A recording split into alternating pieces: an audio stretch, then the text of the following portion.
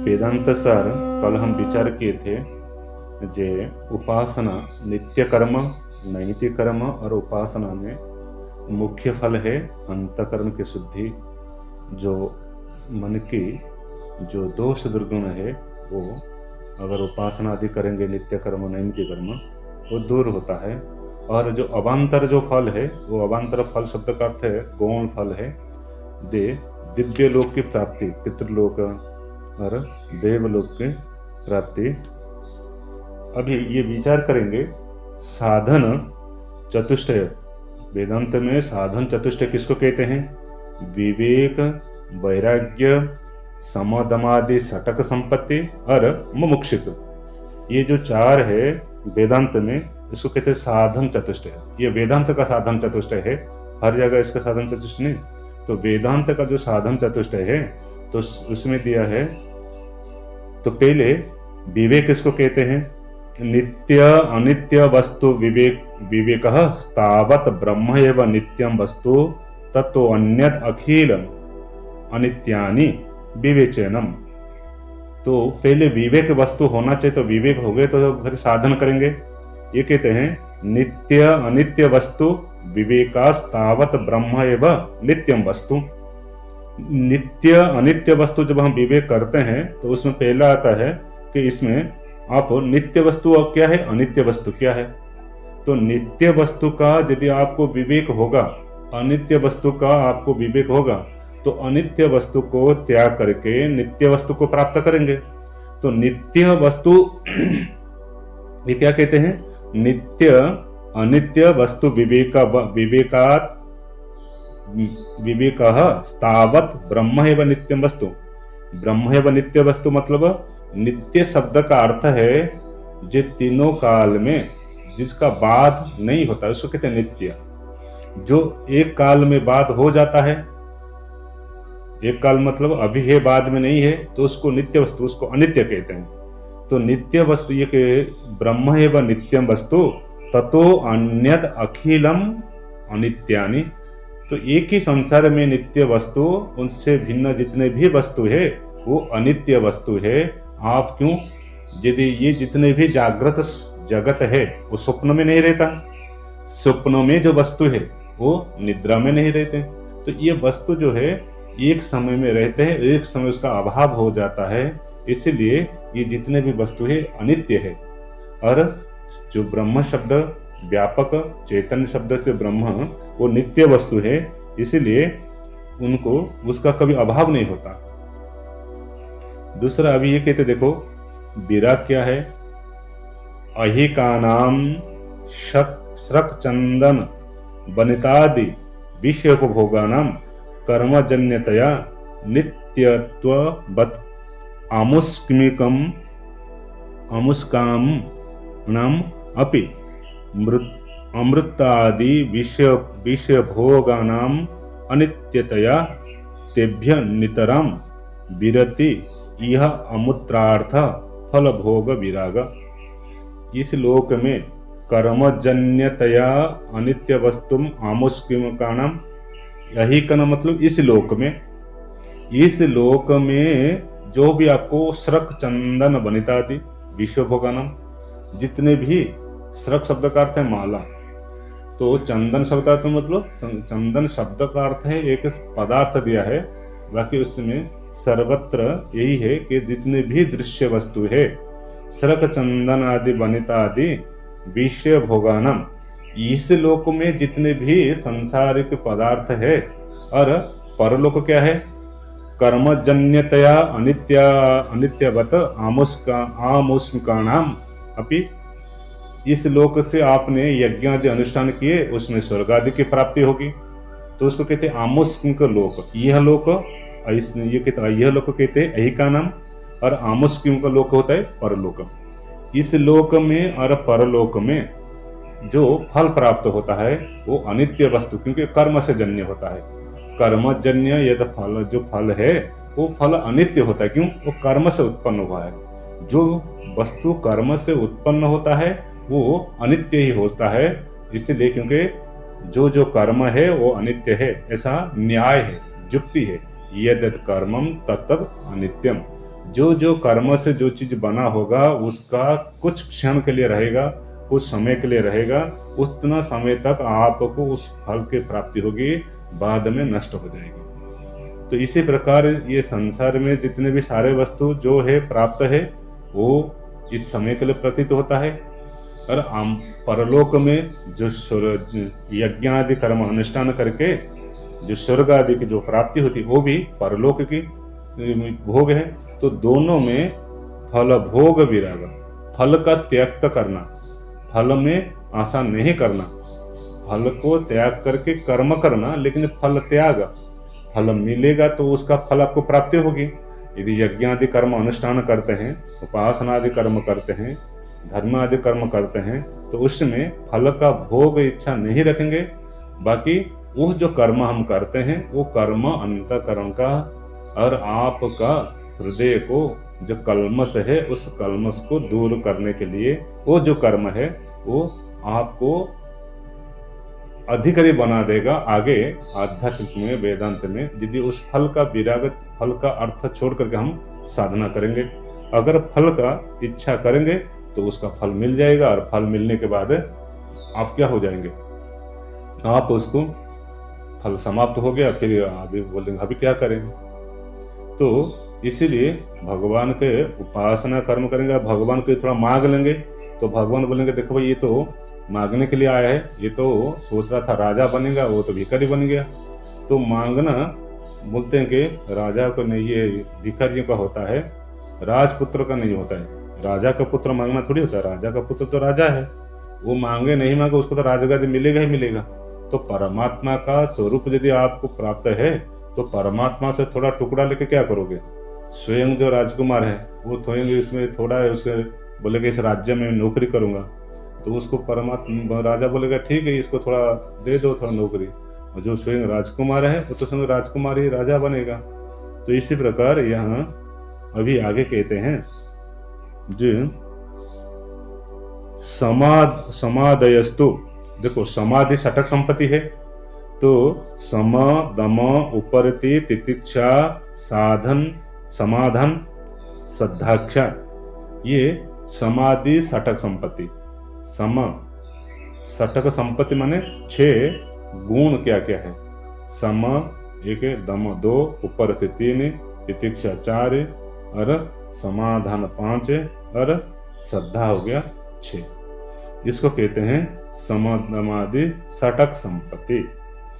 समः स्तावत् श्रवणादि व्यतिरिक्त विषयभ्य मनसो निग्रह। पहले सम क्या है, मन का निग्रह करना। क्या मन का निग्रह करना, स्तावत् श्रवणादि व्यतिरिक्त विषयभ्यो, श्रवण आदि के जो संबंध है मतलब शास्त्र आदि जो संबंध, श्रवण मतलब शास्त्र आदि का श्रवण, उससे व्यतिरिक्त से श्रवण नहीं करना। क्यों, व्यतिरिक्त श्रवण करेंगे तो मन में संस्कार रहेगा, फिर ये जो श्रवण है तो इस श्रवण क्या होगा, वो उसका जो मजबूत नहीं होगा, वो दब जाएगा। श्रवण समाधि क्या है, तावत श्रवणादि व्यतिरिक्त विषय, व्यतिरिक्त विषय मतलब श्रवण शास्त्र आदि से व्यतिरिक्त विषय से मनुष्य निग्रह, मनुष्य निग्रह करना, मन को जाने नहीं देना। जो ठीक है श्रवण तो उसको भी किया आप लोगों ने, शास्त्र आदि से भिन्न, उसमें क्या प्राप्त हुआ, शास्त्र आदि श्रवण के उसमें क्या प्राप्त हुआ। इस प्रकार जब आप विचार करेंगे तभी उसको निग्रह होगा। मन का निग्रह मतलब ये नहीं कि मन को पूरा शून्य कर दो, मन को पूरा खाली कर दो, ऐसा निग्रह नहीं होता है। मन का निग्रह मतलब मन को एक दिशा में लगाना, मन का प्रवाह, मन का वृत्ति। अभी श्रवण करते तो श्रवण की दिशा में चलेगा, अगर ध्यान करते किसी अपने इष्ट का तो इष्ट का ध्यान के रूप से चलेगा।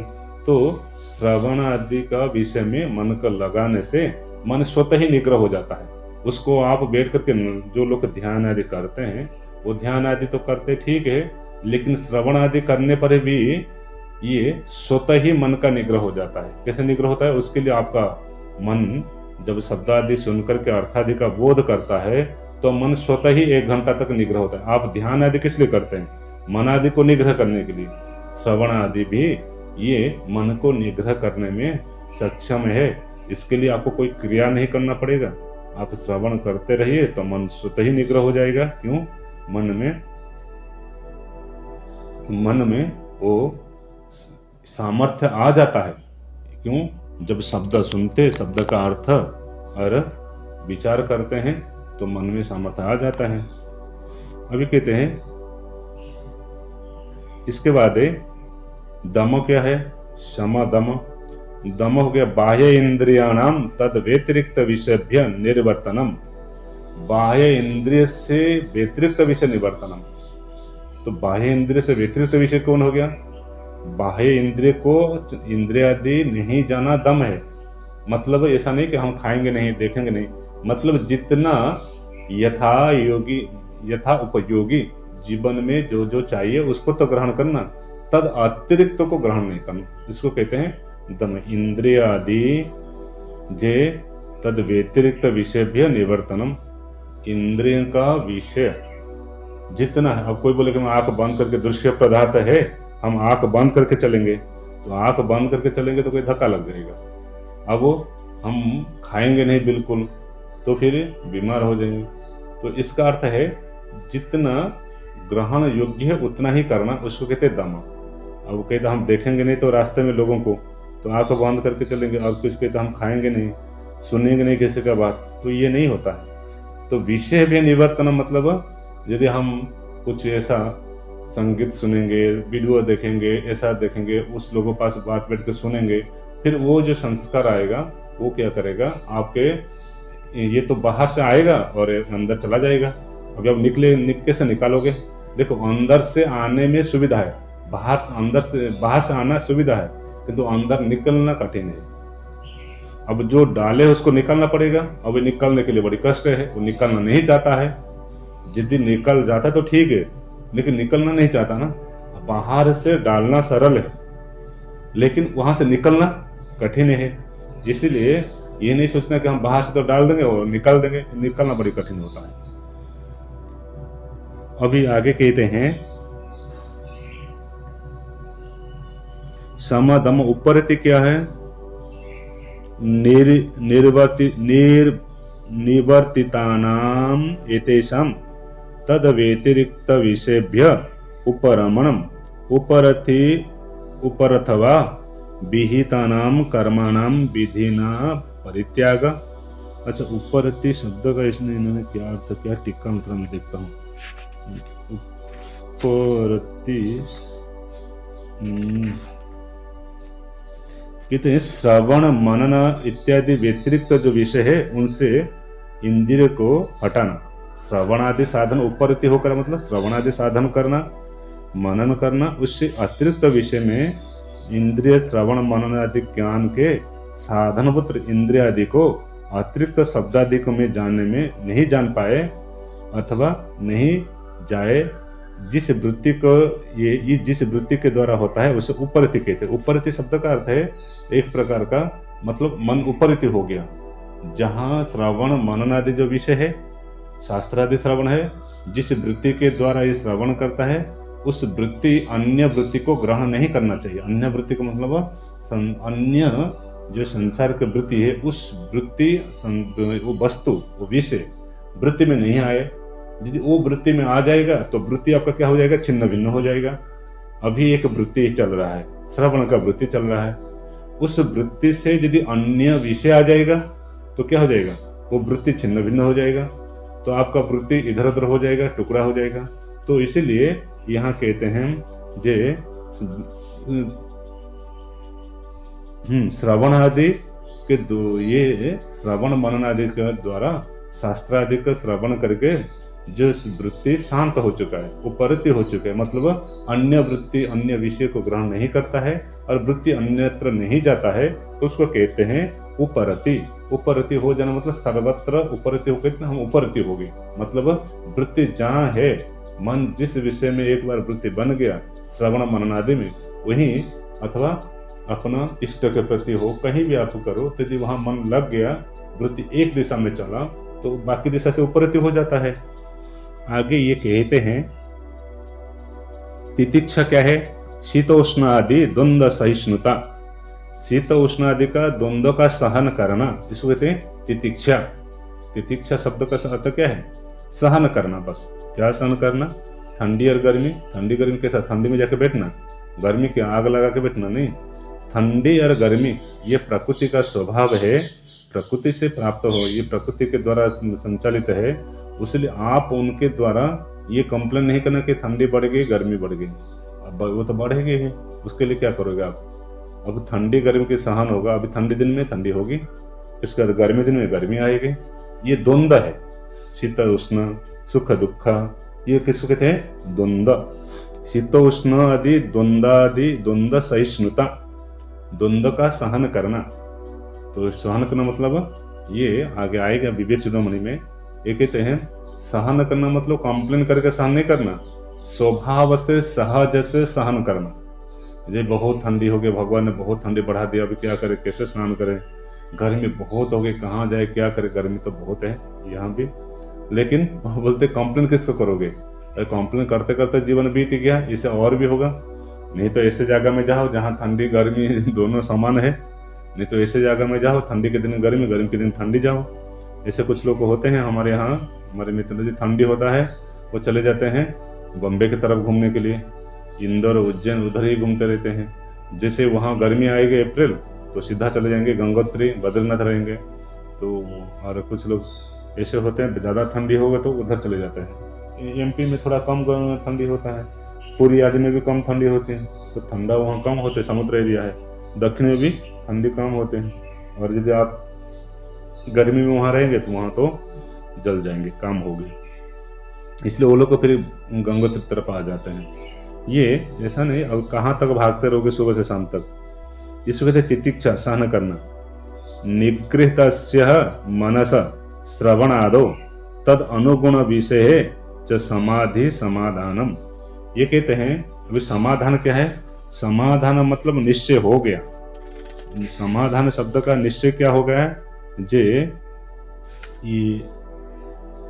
बस मतलब श्रवण मनन के द्वारा मन को, उसको क्या करना? निरंतर चिंतन। किसका? श्रवण मनन निगृहीतम मनसा। निगृहीत से मन से मतलब जो मन निगृत हुआ है, किसे? श्रवण और मन के श्रवण आदो, श्रवण से मनन से जो मन निगृत हुआ है, शांत हुआ है, एकाकार हुआ है, तद अनुगुण विषय च समाधि, उस अनुगुण विषय में लगाना, उसको कहते हैं समाधि। मतलब चिंतन करना। यदि श्रवण मनन कर लिए तो क्या हो गया?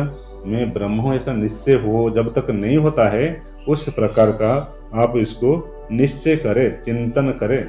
श्रवण मनन आदि से उत्पन्न जो बुद्धि, वो क्या होता है? बाह्य विषय तो नहीं होता है, केवल श्रवण मनन आदि जो है तद अनुगुण विषय, उसके अनुगुण विषय मतलब उसका जो गुण, जो अर्थ उत्पन्न हुआ है आपका चित्त में, जो श्रवण का अर्थ क्या निश्चय हुआ, मनन से क्या प्राप्ति हुई, ये दोनों को जो अर्थ उत्पन्न हुआ है मन को उसी तरह लगाना, उसी एक दिशा में लगाना, उसको कहते हैं समाधि। समाधि मतलब ये सम्यक आधान, मन को वहां रखना लेकर के, किसमें? मैं सच्चिदानंद से ब्रह्म हूँ, उस प्रकार का विचार निरंतर रहे और मन में अन्य विचार नहीं आए, तो ये समाधि अवस्था, ये कहते हैं समाधान। समाधि ये कहते हैं तद्गुण विशेष समाधि, इसको समाधान कहते हैं। तो समाधान जीवन में हो जाएगा तो बहुत बड़ा है, अगर समाधान नहीं होगा तो आपको क्या होगा? लगता है जीवन में फिर निश्चय कैसे होगा? आगे कहते हैं गुरु उपदिष्ट वेदांत वाक्येषु विश्वास श्रद्धा। ये श्रद्धा है, जो गुरु उपदेश वेदांत वाक्येषु श्रद्धा। आचार्य परंपरा से कहीं भी आप पढ़ाई कर रहे हो, और वेदांत आदि शास्त्र, वेदांत क्या है? उपनिषद प्रमाण ही वेदांत है। इस प्रमाण के द्वारा जो ये कहते हैं वेदांत में विश्वास, विश्वास मतलब जो शास्त्र आदि में जो वर्णन करते हैं वो विश्वास उसमें करना। जो शास्त्र कभी मिथ्या, झूठ, ये ऐसे वाक्य नहीं बोलता है, जो सत्य बात है उसको ही कहता है। इसीलिए गुरु उपदिष्ट वेदांत वाक्य, वेदांत वाक्य माने उपनिषद का जो प्रमाण, उपनिषद वाक्य। मुमुक्षुतम, अच्छा ये हो गया श्रद्धा। मुमुक्षुतम, मोक्ष इच्छा। मुमुक्षुतम ये आएगा तत्वबोध में आया था, मोक्ष में भूयात, मोक्ष में स्यात्। जे मुमुक्ष मन मोक्ष की इच्छा तो नहीं होता है। मोक्ष हो इच्छा कैसे होगा? पहले अगर वस्तु का ज्ञान हो तो इच्छा होगा। पहले वस्तु का ज्ञान हो तभी इच्छा होगा। अब वस्तु का इच्छा कैसे करोगे? आप बताओ, इच्छा करो, खाने के लिए इच्छा करो, जाने तो इच्छा कैसे होगा? पहले ज्ञान होगा तभी इच्छा होगा। इस विषय का ज्ञान है, इस विषय का इच्छा होता है। जिस विषय का ज्ञान नहीं है उस विषय का इच्छा नहीं होता है। इच्छा के लिए क्या कारण है? ज्ञान ही कारण है। तो पहले श्रवण आदि करके जब ये होगा तभी उसकी इच्छा आदि उत्पन्न होगी। जे मुमुक्षुतम मोक्ष इच्छा। एवं भूत प्रमाता अधिकारी शांतो दंतः इत्यादि श्रुते उक्तम च। इसी प्रकार अधिकारी का जो वर्णन हुआ, इसी प्रकार जीव लौकिक वैदिक व्यवहार में जे वो प्रशांत चित्त, मतलब अधिकारी कौन है? जो प्रमाता अधिकारी कैसा है? शांतो दांत इत्यादि श्रुति। ये श्रुति में वेदांत में उपनिषद में आएगा। श्रुति ये श्रुति प्रमाण है। उक्तम च, उक्तम कहाँ है? जे अभी आगे कहेंगे। उपदेश शास्त्री एक ग्रंथ है भगवान शंकराचार्य का, उसमें कहते प्रशांत चित्ताय जितेंद्रियाय प्रहीन दोषाय यथोक्तकारिणे गुणान्विताय अनुगताय सर्वदा प्रदेयम् एतत् सततम मुमुक्षेवे इति। प्रशांत चित्ताय, जिसका चित्त शांत हो, मतलब जिसने इंद्रिय के अपने वश में कर लिया हो, अंतकरण बिल्कुल शुद्ध हो, इसके तो प्रशांत चित्ता है। जो ये कहते हैं पूर्वोक्त जो काम्य निषिद्ध भजन इत्यादि कर्म को अनुष्ठान करता है और जिसमें विवेक वैराग्य आदि गुण का वर्तमान हो, जो गुरु का अनुगामी है एवं गुरुवाक्य में श्रद्धा रखता है, ऐसे मोक्ष की इच्छा रखने वाला व्यक्ति को आत्मज्ञान देना चाहिए। गुण अन्विताय अनुगताय सर्वदा प्रदेयम् एतत् सततम मुमुक्ष। उसको ही क्या देना चाहिए? आत्मज्ञान का उपदेश करना चाहिए। इस वेदांत शास्त्र का श्रवण कराना चाहिए। जो श्रवणादि काम्य निषिद्धादि कर्म नहीं करता है, नित्य नैमित्तिक कर्म करता है, और जो विवेक वैराग्य थोड़ा उसके अंदर है, और जो आचार्य गुरु शास्त्र परंपरा को विश्वास करता है, उसको ये क्या करना चाहिए? इच्छा रखने वाले को ही आत्मज्ञान का उपदेश देना चाहिए। ये ग्रंथकार कहते हैं। ऐसा यदि इस अधिकारी पुरुष को, पहले आया था अधिकारी, देखो अनुबंध चतुष्टय कल हम विचार किए थे। अनुबंध चतुष्टय क्या है? अधिकारी, विषय, आगे संबंध और प्रयोजन, समझ आया था। उसमें अधिकारी कौन था? अधिकारी यही हुआ था, हम पहले ही लिखने में आया था। जे अधिकारी नाम जो विधिवत वेद वेदांत जो अध्ययन किया है, वेद वेदांत का अध्ययन किया है गुरुकुल आदि में, और बाकी उसके आगे सारे जो वर्णन हुआ, जे उपासना आदि करे, नित्य कर्म नैमित्तिक कर्म करे, निषिद्ध काम्य कर्म जो नहीं करे, फिर ये विवेक वैराग्य साधना आदि साधन चतुष्टय जिसका हो, इससे को कहते हैं अधिकारी। इससे अधिकारी पुरुष को ही वेदांत में ज्ञान का उपदेश करे, ये शास्त्र का कहना है, उपदेश करे। तो श्रवण आदि करके फिर वो उसको फिर योग्य बने, फिर अपना निधिध्यासन करके फिर ज्ञान हो जाता है। अच्छा, पहले अधिकारी हुआ, अभी अधिकारी के बाद